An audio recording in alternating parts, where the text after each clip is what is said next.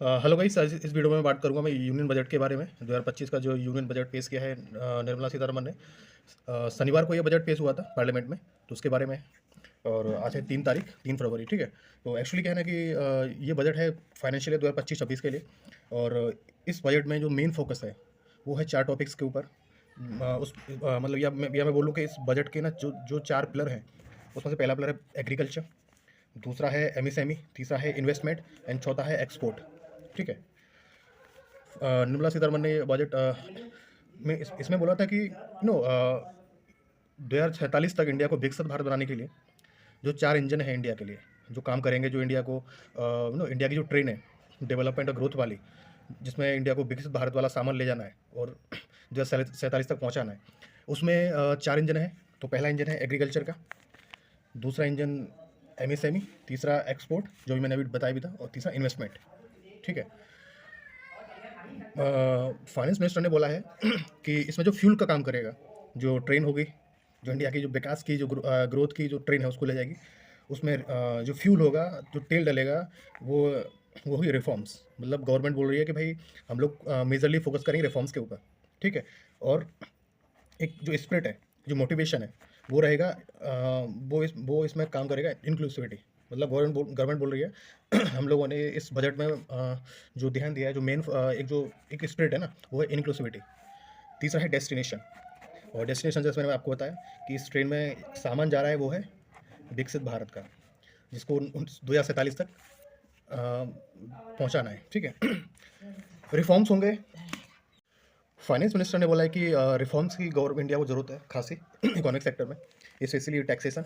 जैसे इस बार हमने पता जो फाइनेंस मिनिस्टर ने उन्होंने बोला है कि मिडिल क्लास के लिए काफ़ी इनकम टैक्स एक पर्टिकुलर एक लिमिट तक छूट दे रखी है। दूसरा रिफॉर्म करने की जरूरत है पावर सेक्टर में, जिससे इंडिया की जो एनवायरमेंट है, जो पावर नीड है, उसको एनवायरनमेंट को ध्यान में रखते हुए हम लोग रिन्यूएबल एनर्जी को प्रोड्यूस कर सकें, और ज़्यादा से ज़्यादा मात्रा में जो पावर है अपनी एनर्जी सेक्टर है, और दूसरे भी जो भी इनिशिएटिव है पावर सेक्टर में उनको ले सकें, ठीक है। तीसरा जो रिफॉर्म करने की जरूरत है अकॉर्डिंग टू बजट, वो है अर्बन डेवलपमेंट में, ठीक है। तीसरा है माइनिंग में रिफॉर्म करने की जरूरत है। चौथा है फाइनेंशियल सेक्टर में, ठीक है। जो फाइनेंशियल सेक्टर है गवर्नमेंट का, जिसमें गवर्नमेंट किस तरह से लोन देते हैं डिफरेंट स्टार्टअप्स को, जो एमएसएमई सेक्टर है उन पर फोकस किया जाएगा। और लास्ट है रिफॉर्म करने के लिए वो रेगुलेशन की जरूरत है। और इस बार जो इकोनॉमिक सर्वे है उसमें भी बोला गया है कि इंडिया को ना अपनी इकोनॉमी में डीरेगुलेशन की बहुत ज़रूरत है, ठीक है। इसके अलावा इसके बाद हम बात करते हैं सेल्फ सफिशिएंसी की। गवर्नमेंट ने बजट में बोला है कि इंडिया को ज़रूरत है पल्सेस में सेल्फ सफिशिएंसी लाने की। और मैं आपको थोड़ा सा अभी एक चीज़ में मैं गलती करते हैं, मैं आपको बताता हूँ कि अब हम यहाँ से जो स्टार्ट कर रहे हैं ना, वो हम बात कर रहे हैं एग्रीकल्चर रिफॉर्म्स की। जैसे हमने बोला ना कि हम जैसे बताया था मैंने कि डेवलपमेंट के लिए इंडिया में 4 इंजन है, जिसमें पहला इंजन है एग्रीकल्चर। तो अभी हम लोग एग्रीकल्चर बात करते हैं कि एग्रीकल्चर में बजट में एग्रीकल्चर के लिए बजट में क्या क्या दे रखा है। तो गवर्नमेंट ने बोला है, बजट में बोला है फाइनेंस मिनिस्टर ने, कि हम लोग को पल्सेस में सेल्फ सफिशिएंसी लाने की जरूरत है। जैसे उड़द की दाल है, मसूर की दाल है, और हम लोग काफ़ी मात्रा में पल्सेस प्रोड्यूस भी करते हैं, और थोड़ा बहुत कभी कभी इम्पोर्ट भी करना पड़ता है हम लोग को, ठीक है। और इससे हमारा जो बहुत सारे जो न्यूट्रिशन की समस्या है, माल न्यूट्रिशन की समस्या है, उस ओबिसिटी की समस्या है, बहुत सारी डिजीज़ की समस्या है, वो भी सॉल्व हो जाएगी, ठीक है। दूसरा है मखाना बोर्ड। बजट में दिया गया है कि बिहार में एक मखाना बोर्ड इस्टेब्लिश होगा, क्योंकि और ये बिहार में क्यों होगा, क्योंकि Bihar is the capital of makhana, ठीक है। बिहार में 85% जो मखाना है ना, वो प्रोड्यूस होता है, कल्टिवेट होता है। और ये कैसे, अब इसमें क्या पूरी प्रोसेस क्या होगी कि जो फार्मर प्रोड्यूसर ऑर्गेनाइजेशन है, वो उनके थ्रू ना जो कल्टीवेशन है, जो कल्टीवेटर है, उनके ना ग्रुप बनाए जाएंगे, ठीक है। और बताया जाता है कि जो मखाना प्रोडक्शन है, उसमें डायरेक्टली और इनडायरेक्टली 10 लाख जो वर्कर है, वो काम करते हैं उसकी कल्टीवेशन में भी, प्रोडक्शन में भी, ठीक है। ये चीज़ है। और इसके बाद है कि हम बजट में बोला गया कि एक rural prosperity and resilience programme start किया जाएगा। एक rural prosperity and resilience programme start किया जाएगा। इससे क्या होगा, ये क्या करेगा, ये इंडिया का जो विजन था, जो गांधी जी ने भी बोला था, और जैसा गांधी जी ने भी बोला था कि उनका भी एक सपना था ग्राम स्वराज का, कि ग्रामीण स्तर पर स्वराज लेके आना है, कि वहीं पे सारी जो फैसिलिटी होनी चाहिए, सारी सर्विसेज अवेलेबल होनी चाहिए और प्रोडक्शन लेवल पे भी, मैन्युफैक्चरिंग लेवल पे भी, जिस तरह से उन्होंने गांधी जी ने खादी इंडस्ट्री को सपोर्ट किया था, तो इस बजट में भी रूरल लेवल पे एक प्रॉस्पेरिटी लाने के लिए और रेजिलियंस प्रोग्राम स्टार्ट किया गया है। इससे क्या होगा कि जो अंडर एम्प्लॉयमेंट की समस्या है एग्रीकल्चर सेक्टर में और रूरल एरिया में, वो सॉल्व होगी। बहुत सारे लोगों को इसके लिए क्या किया जाएगा, एम्प्लॉयमेंट दिलाने के लिए बहुत सारे जो यूथ है ना, उसको स्किल दी जाएगी। ठीक है, बहुत सारे यूथ को स्किल दी जाएगी। उसके बाद अलग अलग जो सेक्टर है, रूरल सेक्टर, जैसे खादी इंडस्ट्री है, फिशरी है, और भी है जो डेयरी इंडस्ट्री है, उसमें इन्वेस्टमेंट किया जाएगा। ठीक है, बहुत सारे जो टेक्नोलॉजी को अडॉप्ट किया जाएगा, जिससे टेक्नोलॉजी के का यूज़ करके हम लोग एग्रीकल्चर में और रूरल एरिया में जो भी एम्प्लॉयमेंट और के रिगार्डिंग इश्यूज हैं उनको सॉल्व किया जाए। और इससे क्या होगा, हमारी जो इकॉनमी है, रूरल इकॉनमी, वो रिविटलाइज हो जाएगी। ठीक है, ये चीज़ है। और एक और चीज़, इससे जो माइग्रेशन का इशू है कि लोगों को एनी वे फोर्सफुली जाना पड़ता है यहाँ पे काम के लिए बाहर शहरों में, तो वो भी जो इशू है देश का, रूरल एरिया का, स्पेशली ग्रामीण क्षेत्र का, वो सॉल्व हो जाएगा, माइग्रेशन का इशू। ठीक है, क्योंकि बाहर जाके लोग ना, काफ़ी मैंने देखा है कि वो कंस्ट्रक्शन सेक्टर में काम करते हैं और वहाँ पे जो लेबर कंडीशन है, वहाँ पे जो वर्किंग कंडीशन है, बहुत ख़राब होती है। तो उसको सॉल्व करने के लिए ये चीज़ होगी, मतलब स्किल डेवलपमेंट। बहुत सारे जो कोऑपरेटिव बैंक्स हैं और सेक्टर है, खादी इंडस्ट्री है, फिशरी है, उनको बहुत सारा लोन दिया जाएगा। ठीक है, फार्मर्स को लोन दिया जाएगा थ्रू किसान क्रेडिट कार्ड, और उसकी लिमिट भी बढ़ा दी गई है, अभी 3 से 5 लाख कर दी है। ठीक है, और टेक्नोलॉजी का यूज़ किया जाएगा, जैसे एआई वगैरह है, और जिससे माइग्रेशन वगैरह का जो इशू है सॉल्व हो जाएगा। गवर्नमेंट का अगला जो एक इनिशिएटिव है, वो है national mission on high yield seeds के लिए। जो हाई यील्ड सीड्स होते हैं ना, गवर्नमेंट ने बोला है कि हम लोग क्या करेंगे कि जो 100 से ज़्यादा जो सीड्स है ना, उनका कलेक्शन रखेंगे, और वो उनको ना किसानों को बांटा जाएगा, जिससे जो प्रोडक्टिविटी है किसी भी पर्टिकुलर सेक्टर में, सॉरी सेक्टर बोल रहा हूँ, क्रॉप इंडस्ट्री में, जैसे जैसे अगर बीट में किसी पर्टिकुलर एरिया में, जहाँ पे जो सॉइल की प्रोडक्टिविटी है, सॉइल का जो कम है ना, तो उसको हाई, उसमें ना हाई यील्ड सीड्स को उनको दिए जाएंगे डिस्ट्रिक्ट वाइज, और डिस्ट्रिक्ट लेवल पे फार्मर प्रोड्यूसर ऑर्गेनाइजेशन के थ्रू और पोस्ट बैंक के थ्रू लोन देके और उनको डिस्ट्रीब्यूट किया जाएगा। तो अगला ये वाला था।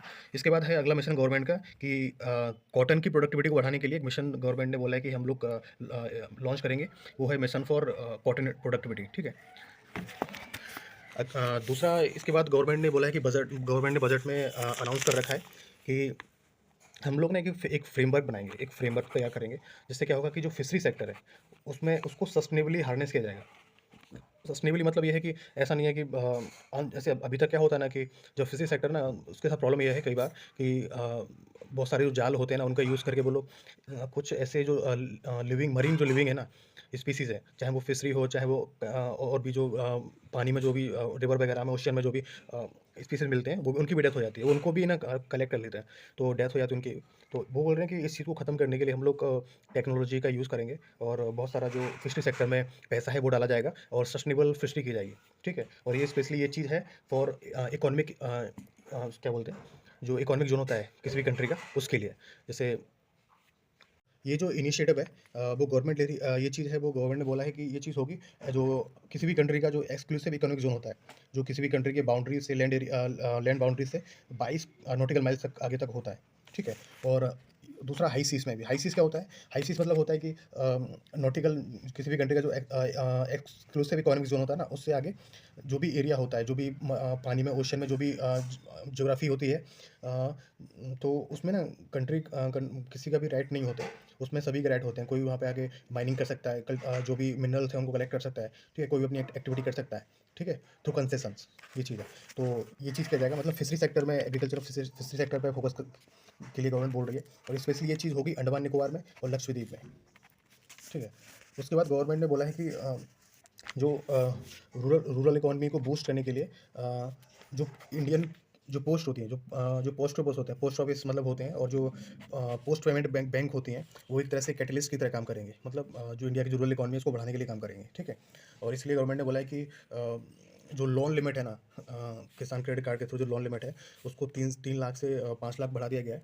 ठीक है, और ये चीज़ किसके अंदर की जाएगी, जो मॉडिफाइड जो क्या बोलते हैं, और ये जो गवर्नमेंट ने लिमिट बढ़ाई है 3 से 5 लाख की, थ्रू पोस्ट ऑफिस और पोस्ट पेमेंट बैंक, जो किसानों को दिए जाएंगे पैसे एज अ लोन, वो किया जा रहा है modified modified interest submission scheme के अंतर्गत, जो गवर्नमेंट लोन देती है गवर्नमेंट, और जिसके लिए किसान क्रेडिट कार्ड का यूज़ किया जाता है फार्मर्स के द्वारा। ठीक है, तो वो है, तो गवर्नमेंट ने मतलब पहले फिशरी सेक्टर को बूस्ट करने के लिए गवर्नमेंट ने ये चीज़ की। दूसरा अभी बात कर रहे हैं हम लोग किसानों की, ठीक है, फार्मर्स की, जिसमें पोस्ट पेमेंट बैंक्स का यूज़ किया जाएगा, उनको लोन दिया जाएगा, ठीक है, 3 से 5 लाख रुपए तक का। और ये इससे भी ना जो रूरल इकॉनमी है तो ये भी काफ़ी आगे बढ़ेगी। दूसरा, अगला गवर्नमेंट ने बोला है कि पीएम धन धान्य कृषि योजना गवर्नमेंट एक लॉन्च करेगी, जिसमें 100 डिस्ट्रिक्ट को मतलब चुना जाएगा, और 100 ऐसे ज़िले होंगे वो पूरे देश में, जहाँ पर जो कल्टीवेशन है, जो प्रोडक्शन है, जो प्रोडक्टिविटी है बहुत कम है, ठीक है, उस पर्टिकुलर क्रॉप की, या बोलूँ मैं सॉइल की। तो वहाँ पर ऐसी 100 डिस्ट्रिक्ट में ये जो पूरा प्रोग्राम है, गवर्नमेंट अपनी स्कीमें चलाएगी, जो योजना चलाएगी। और ये ना जो योजना है, ये बिल्कुल उसी लाइन पे काम करेगी, जैसे पहले जो एक एस्पायरेशनल डिस्ट्रिक्ट प्रोग्राम स्टार्ट किया था गवर्नमेंट ने 2018 में, जिसमें 112 डिस्ट्रिक्ट को चुना गया था गवर्नमेंट के द्वारा, और उन पे स्पेशली जो बैकवर्ड है डिस्ट्रिक्ट, उनको डेवलप करने के लिए गवर्नमेंट ने बात की थी। इसके बाद गवर्नमेंट ने बोला है कि एक ना यूरिया प्लांट स्टार्ट किया, एक यूरिया प्लांट, एक जो नेमरूप करके जगह है आसाम में, वहाँ पर देश का सातवां जो यूरिया प्लांट है ना, वो स्टैब्लिश किया जाएगा। अब तक देश में ना इससे पहले अभी तक 6 प्लांट है, यूरिया प्लांट, और ये सातवां प्लांट आसाम के नाम रूप में इस्टेब्लिश होगा। और ये जो इन्फॉर्मेशन, इस तरह की इन्फॉर्मेशन वो प्रीलिम्स के लिए भी इंपॉर्टेंट है, एक वन लाइनर्स, ठीक है। अगला जो गवर्नमेंट का इनिशिएटिव है, गवर्नमेंट जो लेगी, जो बजट में मेंशन कर रखा है गवर्नमेंट ने, वो है नेशनल जो कोऑपरेटिव डेवलपमेंट कॉर्पोरेशन के बारे में। इसमें गवर्नमेंट होगा क्या कि जो नेशनल कोऑपरेटिव डेवलपमेंट कॉर्पोरेशन है, गवर्नमेंट उनको लोन देगी, और वो जो नेशनल कोऑपरेटिव डेवलपमेंट जो कॉर्पोरेशन है, वो लोन देंगी कोऑपरेटिव बैंक्स को, जो ग्रामीण क्षेत्रों पे, जो ग्राम के लेवल पर, गाँव के लेवल पर जो भी बैंक होती हैं, कोऑपरेटिव बैंक, छोटी-छोटी बैंक होती हैं, ठीक है? उनको यहाँ से लोन मिलेगा, और यहाँ इनको लोन मिलेगा गवर्नमेंट से, ठीक है? ये चीज़ है। तो मतलब इसमें कई चीज़ें हैं। गवर्नमेंट ने किसानों के लिए भी चीज़ें बोल रखी हैं, ठीक है, कि उनको पोस्ट पेमेंट बैंक के थ्रू पैसा दिया जाएगा। उसके बाद गवर्नमेंट ने बोल रखा है कि एक यूरिया प्लांट दिया जाएगा, इस्टेब्लिश किया जाएगा नामरूप आसाम में। तीसरा, गवर्नमेंट ने एक कोऑपरेटिव डेवलपमेंट कॉर्पोरेशन के थ्रू कोऑपरेटिव बैंक है ना, वो पैसा देगी, उनको पैसा देंगे। जैसे वो बैंक किसानों को और जो भी गाँव में लोग हैं उनको पैसा दे पाएँगे, जिससे उनकी जो इकोनॉमिक साइकिल है वो तेज़ी से चलेगी, ठीक है। इसके बाद अगला जो हमारा जो इंजन था बजट में, जो बोल रखा है, वो एमएसएमई, ठीक है, medium and small and micro enterprises के बारे में, ठीक है। तो इसमें क्या है, गवर्नमेंट ने बोला है कि ना जो भी माइक्रो एंड स्मॉल एंटरप्राइजेस हैं, जिनका टर्नओवर जिनका जो टर्नओवर है ना, जिनका टर्नओवर 5 करोड़ था अभी तक, उसका जो लिमिट है ना, वो 10 करोड़ कर दी गई है अभी, ठीक है। अब इससे होगा क्या कि वो जो स्टार्टअप्स हैं, उनकी जो लोन दिया जाता था सस्ते इंटरेस्ट पे, अब उनमें ना और भी सारे जो स्टार्टअप हैं, जो स्मॉल इंडस्ट्री, माइक्रो एंटरप्राइजेज हैं, वो भी शामिल हो जाएंगे, ठीक है। और उनको गवर्नमेंट के थ्रू टेक्नोलॉजी भी प्रोवाइड की जाएगी, जिससे जो एमएसएमई सेक्टर वो आगे बढ़ेगा, क्योंकि इंपॉर्टेंट है ये एमएसएमई सेक्टर। देश की जो जीडीपी है, उसमें 30% कंट्रीब्यूट करता है, 30% इसका शेयर है ठीक है। और एक्सपोर्ट में इसका जो शेयर है वो 45% है। तो इसलिए ना ये काफ़ी इंपॉर्टेंट सेक्टर है एमएसएमई सेक्टर। इसके अलावा गवर्नमेंट ने बोला है कि जो माइक्रो एंटरप्राइजेज हैं, उनको पैसा दिया जाएगा थ्रू कस्टमाइज्ड क्रेडिट कार्ड।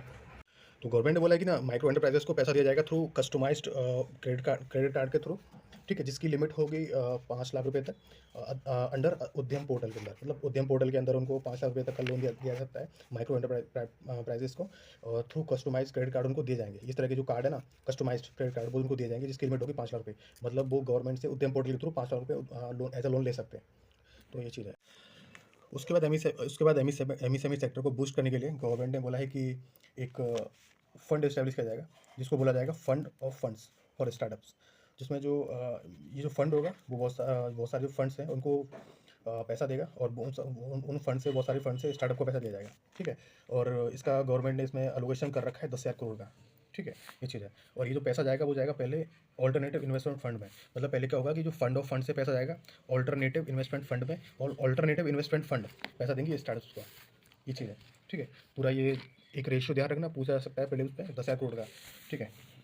और पहली बार ऐसा हुआ है कि जो फर्स्ट टाइम ना, जो गवर्नमेंट बोल रहा है कि जो फर्स्ट टाइम एंटरप्रेन्योर्स हैं, जिसमें वीमेंस आती हैं, एससी कम्युनिटी से लोग आते हैं, एसटी कम्युनिटी से लोग आते हैं, उनको जो टर्म लोन है ना, वो दिया जाएगा 2 करोड़ रुपये का, ठीक है, फर्स्ट टाइम एंटरप्रेन्योर्स को, ठीक है। उसके अलावा गवर्नमेंट बोला कि जो नेशनल एक्शन प्लान एक देश में ना, जो टॉयज़ की जो प्रोडक्शन है, जो मैन्युफैक्चरिंग, उसको बढ़ाने के लिए एक नेशनल एक्शन प्लान चला जाएगा टॉयज़ के लिए। जो पीएम मोदी बोल भी रहे थे कि हम लोग ना इंडिया को एक ग्लोबल हब बनाएंगे ऑफ टॉयज़ मैन्युफैक्चरिंग, ठीक है, टॉयज़ प्रोडक्शन का। तो उस चीज़ को ना ये फुलफ़िल करेगा national action plan for toys. और ये इंडिया का जो आत्मनिर्भर भारत प्रोग्राम है, मेक इन इंडिया है, उसको भी सपोर्ट करेगा। तो ये चीज़ है। अगला जो चीज़ है, गवर्नमेंट ने कर रखी है इन्वेस्टमेंट एमएसएमई सेक्टर को बूस्ट करने के लिए, वो है पूर्वोदय।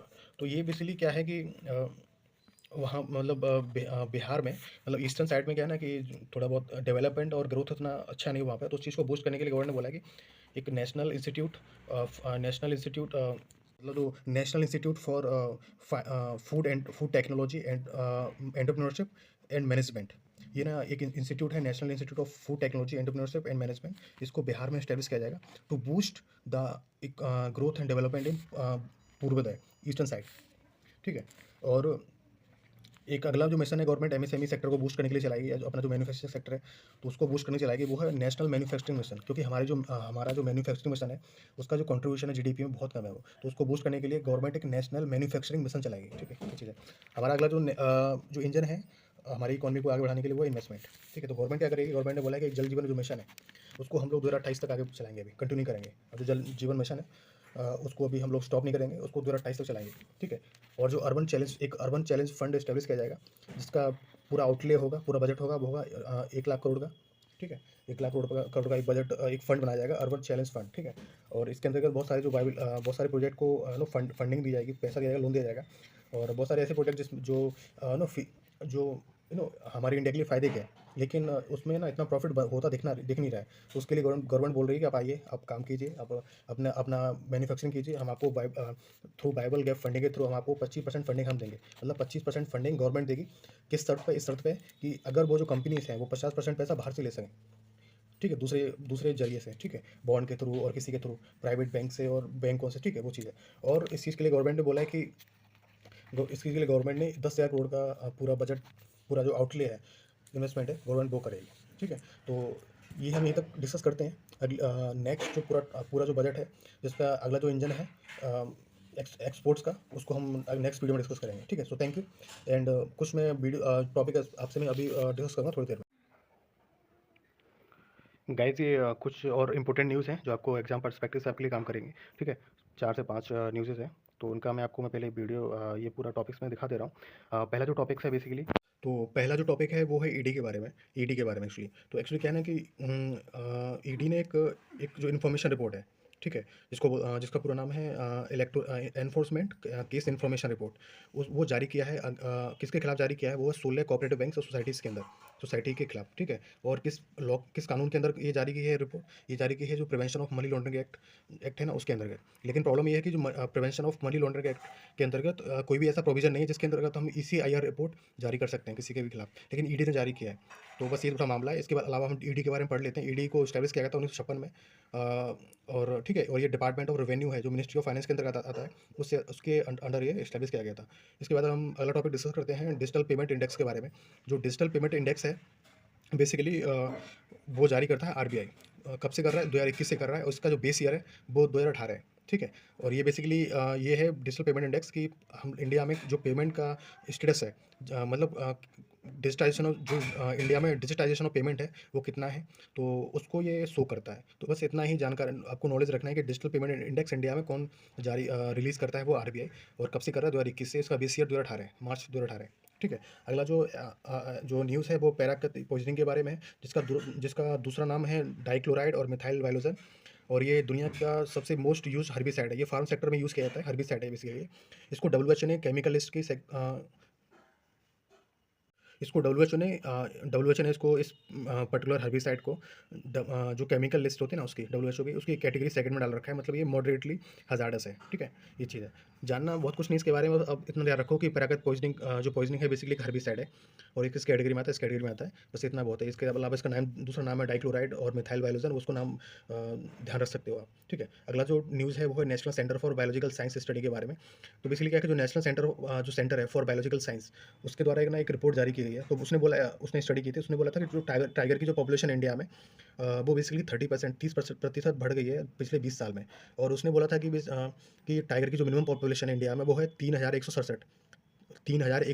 ठीक है, 3,167। और इसकी जो मैक्सिमम पॉपुलेशन है वो है 3,925, मतलब 3,925। ठीक है, तो उसका अगर एवरेज आप पॉपुलेशन निकालोगे तो वो बनता है ऑलमोस्ट 3,682, 3682, ठीक है। तो बोल रहे हैं कि क्योंकि ये अब ये चीज़ मिनिमम पॉपुलेशन और टाइगर की और मैक्सिमम पॉपुलेशन ये क्यों है? क्योंकि प्रॉब्लम ये है कि भाई टाइगर को की पॉपुलेशन को मेज़र करना इतना आसान नहीं है, एग्ज़ैक्ट पॉपुलेशन को। तो इसलिए हम लोग मानते हैं कि कम से कम मिनिमम 3167 टाइगर तो इंडिया में हैं, ठीक है? और मैक्सिमम हो सकते हैं 3925 और एवरेज निकालोगे तो एटलीस्ट 3500 से 3600 टाइगर तो इंडिया में हैं। तो ये चीज़ है। अगला जो टॉपिक है वो हम लोग स्टडी करेंगे वो रामसर साइट के बारे में। तो बेसिकली क्या हुआ था कि जो रामसर साइट है, रामसर कन्वेंशन थी उसके वो साइन हुई थी 1971 में और ये फोर्स में आई थी 1975 में। और जो वर्ल्ड वेटलैंड डे है जो हम लोग ग्लोबली सेलिब्रेट करते हैं वो 2 फरवरी को, 2 फरवरी को, ठीक है। इसके अलावा जो चीज़ जानने की है वो है कि सबसे ज़्यादा जो रामसर साइट है वो है यूनाइटेड किंगडम में, इंग्लैंड में 175। उसके बाद आती है मैक्सिको में 144 और उसके बाद है इंडिया में 89। पहले ये 85 थी, अभी 4 इसमें ऐड हो गई हैं, उसी की वजह से हम लोग ये पढ़ रहे हैं। उसके बाद इसमें जानने की चीज़ है वो है मॉन्ट्रिक्स रिकॉर्ड। तो मॉन्ट्रिक्स रिकॉर्ड बेसिकली मतलब ये होता है कि मतलब आपको पता ही है ये रामसर साइट के अंदर एक पूरा रिकॉर्ड होता है जिसमें उन साइट्स को हम लोग मतलब लिस्ट करते हैं जो ह्यूमन एक्टिविटी की वजह से और टेक्नोलॉजिकल इंटरवेंशन की वजह से और क्लाइमेट चेंज की वजह से, जलवायु परिवर्तन की वजह से जो हो रहा है ह्यूमन की वजह से, उसकी वजह से ना जो रामसर साइट्स हैं उनमें क्या चेंजेस आ रहे हैं या चेंजेस हो गए हैं या चेंजेस आने के चांसेस हैं। तो उन साइट्स के बारे में हम लोग को इसमें वो साइट्स ना इसमें लिस्ट होती हैं, रिकॉर्ड होते हैं, ठीक है। पहले इंडिया की पहले ना इसमें तीन साइट्स थी। चिल्का लेक थी उत्तराखंड से, उड़ीसा से। कैलादेवी नेशनल पार्क था जो भरतपुर में है। और लोकतक लेक थी मणिपुर से। लेकिन बाद में कुछ टाइम बाद चिल्का लेक को इसमें से निकाल दिया गया था, ठीक है। तो ये चीज़ बस जानने की। उसके बाद जो 4 साइड इंडिया में as a Ramsar site add हुई हैं वो है कैचियोपल्ली लेक इन सिक्किम, जो कैचियोपल्ली लेक है सिक्किम में। दूसरा है उदबा लेक बर्ड सेंचुरी झारखंड में। तीसरी है सकाराकोते बर्ड सेंचुरी तमिलनाडु में। और फोर्थ है थेराथंगल बर्ड सेंचुरी तमिलनाडु। तो बेसिकली 4 रामसर साइट को इस साल नो ऐड किया गया है एज अ रामसर लिस्ट। और अभी टोटल इंडिया में जो रामसर साइट है उनका नंबर है 89, ठीक है। सबसे ज़्यादा रामसर साइट तमिलनाडु में है 20, उसके बाद आती है यूपी में 10, ठीक है। तो ये चीज़ है। तो 4 साइट्स का नाम याद रखना है। कैचीपल्ली लेक सिक्किम में, कैचीपल्ली सिक्किम में, उदवा लेक झारखंड में, सकराकोते बर्ड सेंचुरी तमिलनाडु में और थेराथंगल बर्ड सेंचुरी तमिलनाडु में। तो ठीक है। तो हम डिस्कशन खत्म करते हैं। Thank you.